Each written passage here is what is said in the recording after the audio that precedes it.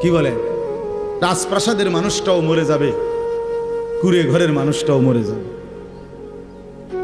সুখের খাবার যার মুখে সেও মরে যাবে, ভিক্ষার থালা যার হাতে সেও মরে যাবে, যাবে না?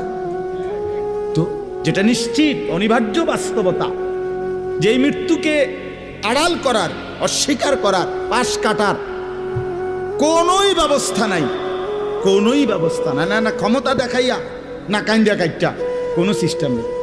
ক্ষমতা দিয়েও মৃত্যুকে ঠেকানো যাবে না, কাইন্দা কাইটাও কি করা যাবে না মৃত্যুকে। যেটা নিশ্চিত সেটাকে ভুলে যাওয়া কেন ভাই? কেন ভুলে যাব আমরা?